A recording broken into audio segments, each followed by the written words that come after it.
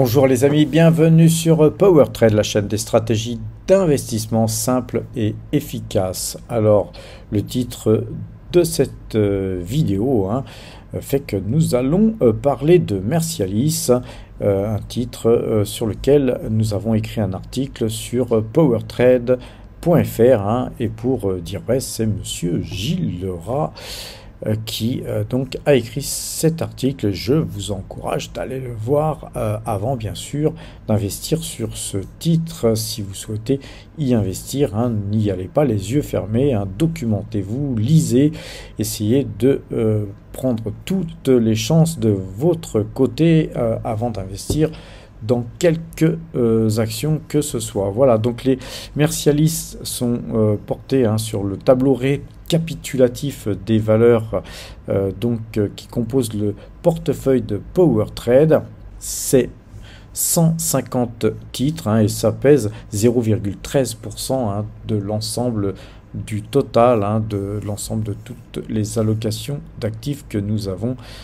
Donc c'est peanuts, c'est pas grand chose, mais c'est une première ligne car effectivement pour pouvoir y investir un peu plus, j'aimerais le voir baisser un petit peu. Et puis par contre la configuration graphique donne des velléités de hausse et donc voilà, on ne voulait pas louper un éventuel mouvement de hausse qu'il pourrait y avoir sur ce titre. Comme écrit dans cet article, un dividende va bientôt tomber et Mercialis verse 90% de ce qu'elle gagne. Donc évidemment, ça nous donne un dividende assez important puisque le rendement est de plus de 9%. On va aller voir ça en détail tout à l'heure. Nos espèces sont fondues, bien sûr, puisque nous avons acheté quelque chose et donc c'est quand même 226 271 euros d'espèces que nous avons en cash, prêtes à faire feu. C'est plus de 18% de l'ensemble de nos allocations d'actifs. Notre résultat depuis le début de l'année, c'est 8,94% et c'est 101 404 euros qui sont donc bien au chaud dans nos fouilles qui ont été donc ramassées sur les marchés. Alors, regardons pour commencer le graphique de Mercialis, puisque un article a été écrit, je vous encourage à aller le lire. On ira voir quand même un petit peu le fondamental de ce titre, comme ça l'histoire de conforter notre décision d'achat. Mais graphiquement, là je me suis mis en monthly et on voit que là ce trend sur ce plus haut là, je ne l'ai pas pris en compte puisque on avait fait un plus haut là ici, donc j'ai pris ces deux plus hauts, ce qui était largement suffisant. Après ça changerait pas grand chose, mais pour avoir un meilleur tracé, donc j'ai pris ces deux plus hauts là en faisant abstraction de ce plus haut ici. Donc nous avons ce trend qui a été cassé une fois, on a eu un pullback et on est reparti. Donc ça c'est très très positif. Pourquoi très positif? Parce que non seulement pullback il y a eu, mais nous avons une figure en double bottom, un magnifique double bottom qu'on voit là. Si je fais un zoom, vous voyez que là vraiment c'est quelque chose de très propre. On a la moyenne 2 jours 12 jours sur le monthly, donc c'est pas du monthly, c'est pas du 2 jours 12 jours, c'est du 2 mois, 12 mois en fait. Et donc quand on a une moyenne 2 mois, 12 mois qui est acheteuse, c'est d'autant plus fort que du 2 jours, 12 jours. Nous avons une figure très particulière parce que nous avons une tasse ici et double anse, donc W. Et donc là maintenant il va falloir effectivement casser tous ces plus hauts. Je vais vous les tracer de façon à ce que nous ayons vraiment quelque chose de complet. Voilà, et donc si nous cassions ce trend, ça serait effectivement très très haussier. Alors pour voir un peu plus clair, on va se mettre en daily. Donc en daily, on s'aperçoit que le graphique est un peu différent parce que là en fait on avait ici tout simplement un canal, un baissier qui avait été cassé. On avait donc été jusqu'à ici. Nous sommes repartis faire un pullback sur ce trend qui avait été cassé et nous sommes repartis. Et donc là, ce fut donc très fort après le pullback, bien sûr. Et puis là, on a touché ce trend que je vous ai tracé tout à l'heure qui apparaît aussi en daily. Et là, à présent, on voit que c'est toujours un W, on le voit, ce double bottom, mais ici, on a encore un triple bottom, en fait, avec objectif atteint. Donc maintenant, ici, il va vraiment falloir avoir une continuité à la hausse, ici, et puis casser ce trend pour, effectivement, avoir vraiment une configuration très haussière. Alors pour l'instant, la moyenne 2 jours, 12 jours en daily n'a pas croisé. Donc on va attendre qu'elle croise et peut-être qu'on refera feu sur cette valeur sur croisement de moyenne mobile 2 jours, 12 jours. Alors je vous laisserai aller lire l'article sur powertrade.fr qui parle de cette valeur. Ça, vous verrez ce qu'elle fait et tout. Tout le monde connaît Mercialis, je pense. Si vous ne connaissez pas, eh bien, documentez-vous et notamment, vous aurez toutes les informations sur le site powertrade.fr. Alors, c'est une société qui a un PER de 14,1 en 2024 et un rendement de 9,35%. Donc en prévision, alors qu'en 2023 c'était 9,95%, donc très gros dividende depuis des années, puisque regardez, en 2022 on avait 9,83, en 2021 nous avions 10,7 et en 2020, c'était l'année du Covid, on a eu un dividende de 5,96 et en 2019 nous avions eu 9,33. C'est-à-dire qu'en gros, une valeur comme ça, vous l'achetez et 10 ans après, eh bien, elle vous a été complètement donc payée que par les dividendes, et donc ça devient finalement des actions gratuites. Si vous achetez du Mercialis et que vous conservez 10 ans avec un rendement pareil, on va dire 11 ans, eh bien vous avez vos actions qui vous ont été offertes par les dividendes.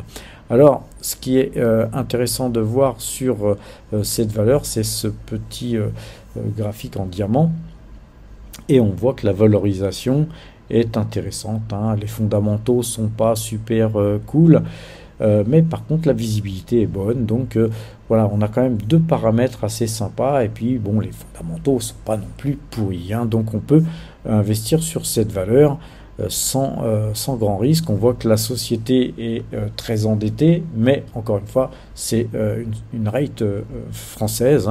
Et comme vous le savez, les sociétés immobilières, eh bien, elles ont besoin de s'endetter pour financer leurs acquisitions. Et donc, c'est bien normal d'être très endetté. Nous avons un ROE de 17,4% en 2025 et nous avons 16,7% en 2024. Donc, un ROE tout à fait dans les cordes de ce que moi je souhaite pour investir dans une société. Donc voilà, nous avons fait un petit achat Mercialis aujourd'hui de 150 titres. Le marché n'a pas clôturé encore. Comme vous le savez, je suis en Thaïlande, donc avec le décalage horaire, je fais mes vidéos parfois un peu plus tôt, sans quoi ça me fait me coucher beaucoup trop tard. Donc veuillez m'en excuser. De toute façon, on n'est pas non plus à quelques heures près pour regarder un petit peu les performances du tableau de PowerTrade. Les performances d'aujourd'hui à 2 heures près, elles ne comportent pas des grosses différences. Regardons maintenant les graphiques de nos valeurs. On voit que Total Energy se comporte relativement bien aujourd'hui en termes de bougies, bien qu'on soit en négatif. On a une consolidation ici, et donc juste après avoir eu ce décrochage et puis un retour en force à l'achat en clôture, on voit que là on tient sur cette zone là. Donc voilà, c'est de toute façon un titre que nous conservons pour tout simplement percevoir de gros dividendes trimestriels. Concernant Esso, alors Esso, hein, c'est un titre, encore une fois, bon, je suis un peu désolé de le répéter tous les jours, mais pour ceux qui nous découvrent aujourd'hui, il faut aussi leur expliquer. Nous avions fait un article sur PowerTrade à l'image de l'article qui a été écrit aujourd'hui sur Mercialis, hein, donc juste avant d'acheter. Donc l'article est paru hier et puis moi j'ai acheté aujourd'hui. Donc vous voyez, vous pouvez tout simplement acheter même avant moi, hein, quand j'achète des fois quelque chose, puisque nous n'achetons pas des actions avant et vous donnons les informations après pour faire monter le titre, hein. Ça serait pas d'abord, ça serait pas honnête d'une part, et puis nous n'avons pas vocation à faire ça. Alors bien sûr, des fois j'achète des choses et je vous le dis après, mais en général c'est des titres qui sont très très liquides, hein, comme Total Energy par exemple. Donc c'est pas moi ni vous qui faites bouger le marché, les amis, sur les titres en général que nous achetons. Mais pour en revenir à Esso, les amis, c'est une valeur donc qu'on avait nous acheté à 71,95. On vous avait donné l'information la veille. Et puis vous voyez, on a même nous acheté à 121,14 plusieurs semaines après. Donc vous voyez que ça, quand on achète une bonne valeur et qu'on est sur un bon trend, peu importe le timing précis, on n'est pas dans la précision. On n'est pas dans l'horlogerie, dirais-je. Alors, Esso casse les plus hauts historiques, là encore ici, et donc là nous sommes dans une configuration très très haussière, hein. D'ailleurs, ce titre gagne encore 4,46%, 4,48% même maintenant. Donc voilà, nous on conserve ce titre, hein. On n'a pas eu de pullback pour pouvoir racheter, donc malheureusement on a acheté plus haut et donc on a été plus timide en termes de quotité, hein. Bon, nous n'avons que 100 titres SO, mais voilà, il faut se contenter, hein. Il faut être content de ce que l'on a en fait, hein. Il ne faut pas non plus vouloir toujours plus, hein. On essaye de travailler le mieux que possible, mais parfois simplement avec une petite quantité on peut gagner pas mal d'argent, hein. Déjà même avec 100 titres, hein, on ramasse vraiment pas mal de pognon, les amis. Donc imaginez si on avait eu un pullback et qu'au lieu d'avoir 100 titres j'en ai acheté 500 ou 600, là nous aurions gagné vraiment beaucoup. Mais la bourse, comme je le dis souvent, c'est le temple des regrets. Alors Barrick Gold, on va faire un petit zoom, de toute façon à ce que les flèches d'achat, hein, puisqu'on a acheté 4 fois un Barrick Gold, on a fait feu 4 fois, on a eu un décrochage, et puis là on voit que voilà, la valeur se reprend, elle gagne 1,39% là au moment où je vous parle, et de toute façon c'est un titre que nous allons conserver en fond de portefeuille au cas où ça ne se passe pas comme nous l'avions prévu, et en cas où elle baisse encore d'une manière conséquente. C'est un titre évidemment que nous achèterions encore, hein, pour moyenner notre position. Vous savez, on ne moyenne pas à la baisse, hein, sur n'importe quelle valeur, hein, les amis, on ne moyenne que sur des belles valeurs. Moi, Barrick Gold, hein, ça fait... je sais pas, plus de 25 ans que je la traite, donc c'est une action sur laquelle j'ai toujours gagné de l'argent. Parfois il a fallu être patient, c'est vrai, parce que c'est une valeur cyclique, et voilà, il ne faut surtout pas l'acheter à contre-cycle. Et là, franchement, nous sommes dans un cycle haussier sur l'or, donc on n'a pas d'inquiétude à avoir en théorie sur Barrick Gold, ni d'ailleurs sur Agnico Eagle Mines. Donc vous avez le graphique là sous les yeux, on voit que là on a acheté à 83,90, on est déjà à 87,21.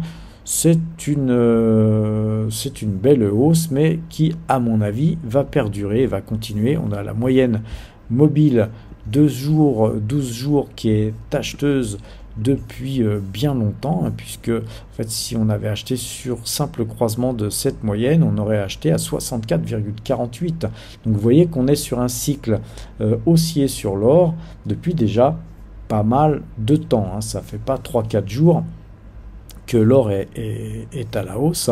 Ça fait déjà quand même plusieurs semaines et nous avons, je pense, été une des premières chaînes à acheter de l'or et à vous dire que nous nous couvrons sur l'or et non sur les crypto-monnaies. Et pour l'instant, je dis bien pour l'instant parce que les choses peuvent bien sûr changer, mais pour l'instant, eh bien, force est de constater que nous avons eu raison. L'or a servi de plus ou moins de valeur refuge depuis pas mal de temps déjà, puisque les incertitudes pèsent. Et là, aujourd'hui, eh bien, on sent bien que l'or a cassé ses plus hauts et puis que ça se ressent sur les minières. Alors concernant Parex, pareil, on avait eu une petite consolidation baissière et puis voilà, on est reparti, donc on a une belle conso, on est toujours dans un range très haussier sur Parex. L'Oréal, ça fait déjà pas mal de temps que je la lorgne. Vous voyez, on a eu un croisement moyenne mobile 2 jours, 12 jours. Eh bien demain il est bien possible que nous achetions du L'Oréal si continuité à la hausse il y avait, ou si au moins il n'y avait pas à New York un retournement de tendance. En tout cas, on attend confirmation de la prochaine bougie. On a un double bottom sur cette valeur, et en plus c'est une valeur que nous avons acheté un peu plus haut, donc ça va nous permettre de moyenner un peu, puisque nous sommes acheteurs à 424, 433 et 437. Voilà, si on pouvait acheter à 424 comme notre premier achat, voire même un petit peu en dessous, entre 21 et 24, demain nous serons certainement à l'achat sur L'Oréal.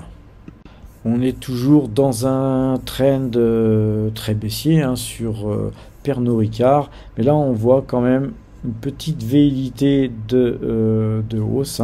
On va attendre le croisement de moyenne mobile 2 jours, 12 jours là-dessus, et que très certainement nous ne ferons pas une attente de la prochaine bougie. Vraiment, dès que ça croise ce titre, nous allons évidemment le ramasser, puisque voilà, on est plus bas que la plupart des achats qu'on a fait jusqu'à présent. Concernant Bonduelle, une action qu'on a achetée il y a peu de temps, eh bien le graphique n'est pas très beau. On avait ici un croisement de moyenne mobile 2 jours, 12 jours. C'est pas toujours des réussites, les croisements de moyenne mobile 2 jours, 12 jours, comme la moyenne 20, comme la moyenne 200, comme toutes les moyennes mobiles. Parfois ça ne donne pas, et quand ça ne donne pas, ça ne donne pas. Là par contre, eh bien, nous referons pas feu tout de suite sur cette valeur, car là c'était surtout un achat pour faire de la diversification. Concernant Kaufmann, eh bien Kaufmann, voilà, elle se reprend. On a la moyenne 2 jours, 12 jours qui n'a pas croisé à la vente. C'est une valeur qui verse un gros dividende, et donc voilà, nous la conserverons de toute façon quoi qu'il arrive. Alors concernant Atos, rappelez-vous, nous avons acheté ici, on va un peu diminuer ça parce que c'est un petit peu haut, ça fait mal aux yeux. Et bien sur Atos, aujourd'hui on a une petite hausse, mais sans plus. On n'a même pas la moyenne de jours, 12 jours qui croise à la hausse. Donc voilà, nous avons fait un achat plaisir, on s'est fait plaisir à acheter cette valeur, mais on joue surtout le dossier, donc voilà, maintenant il va falloir être patient, peut-être même très très patient sur ce titre. Alors quoi vous montrer d'autres aujourd'hui? On va regarder Noram Drilling. Pas beau du tout cette configuration, c'est une valeur qui a versé son dividende, donc c'est un peu normal qu'elle ait décroché là, mais normalement quand une valeur verse son dividende, on a ce qu'on appelle le dividend recovery, donc en théorie une valeur comme Noram Drilling met souvent 3 semaines à récupérer ses cours, donc on va surveiller ça de près. Alors nous allons terminer sur Tesla, les amis. Je sais que beaucoup apprécient cette valeur, comme moi d'ailleurs. J'apprécie beaucoup Tesla. Par contre, là, depuis quelque temps, hein, je vous ai dit, même si j'en avais acheté ici, je vous ai dit, surtout, on ne touche plus à cette valeur. C'est pas pour vous empêcher de gagner de l'argent ou d'en acheter, hein, parce que parfois, il y a des gens qui ont certaines pensées, on va dire, bizarres. Vous voyez, là, on a cassé toute cette zone ici, et l'analyse graphique, elle est faite pour ça, hein, les amis. Elle est faite pour nous empêcher de perdre de l'argent. Elle est faite pour essayer de nous faire prendre des bons mouvements et donc de gagner de l'argent, mais surtout d'éviter les grosses erreurs. Et d'acheter du Tesla, si belle soit la valeur, en DCA, vous voyez qu'elle a fait que baisser, même si vous avez des velléités de hausse, vous avez beaucoup plus de grosses baisses que de petites hausses, ce qui fait que le titre ne fait que baisser. Imaginez que tout simplement sur ce trend-là, en décembre 2023, on était à 261, 263, et qu'aujourd'hui nous sommes à 150. Et maintenant, analysons un petit peu ce qui se passe. Non seulement on n'a toujours pas cassé ce haut de canal baissier, donc hors de question d'acheter cette valeur tant qu'elle n'aura pas cassé ce canal, tant qu'il n'y aura pas la moyenne 2 jours, 12 jours croisée, pour moi, me concernant. Et puis maintenant, regardons, faisons un zoom, regardez cette baisse considérable qu'il y a eu ici avec une île. Vous avez une île baissière. Vous savez que les îles, quand vous avez un graphe qui part vers le haut, hein, quand un graphe part vers le nord, avec une île, c'est très très haussier. Parfois, vous avez même 2 îles, 3 îles, ou une île avec un baby-holon et encore une île, ou parfois 2 baby-holon, une île. Et dans ces cas-là, le marché est très très fort. Soit à la hausse, si c'est une île haussière, mais là vous avez une île baissière. Ça ne m'étonnerait pas, moi, demain, de revoir un gap. Et si gap il y avait, vous auriez donc une île, un baby-holon, et après je ne vous en parle pas de la baisse qu'il va y avoir sur ce titre. C'est un titre qui visiblement commence à avoir des concurrents sérieux, notamment un concurrent chinois, hein, que je nommerai pas, mais globalement tout ça pèse sur le titre, vu que les derniers résultats n'ont pas été mirobolants, loin s'en faut. Donc on va rester très très prudent sur ce titre, hein, s'il vous plaît. N'achetez pas simplement parce que vous croyez en la valeur. C'est vrai que c'est une belle valeur, mais pour l'instant il y a trop d'interrogations pour investir sur ce titre actuellement.